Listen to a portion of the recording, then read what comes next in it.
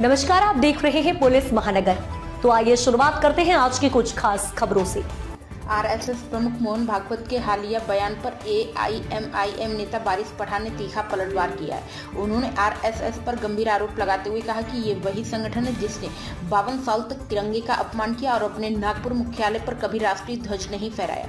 बारिश पठान ने कहा, मोहन भागवत और ये आरएसएस ये वही आरएसएस है जिसने 52 साल तक हमारे तिरंगे का अपमान किया है। उन्होंने आगे कहा कि आरएसएस पर कभी प्रतिबंध भी लगाया गया था, इन पर तो बैन लग गया था, बैन हटाया गया काफी के साथ। आरएसएस पॉलिटिकल सियासत में हिस्सा नहीं लेंगे, आरएसएस दंगा फसाद नहीं कराएंगे, कोई ऐसी शर्त नहीं रखी गई थी।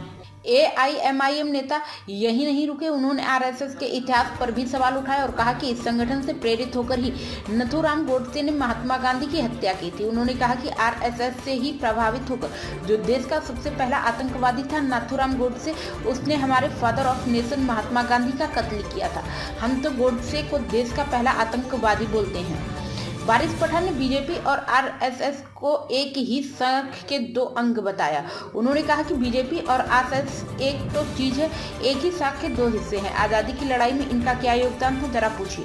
कुछ भी नहीं। इनके लोग तो माफीनामे दे रहे थे, जबकि मुसलमानों ने अपनी जानें कुर्बान की, भारत को आजाद कराने में पूरा योगदान दिया। एआईएमआईएम नेता ने कहा कि आरएसएस का मकसद सिर्फ नफरत फैलाना है, उसके सिवाय इनका कुछ नहीं है।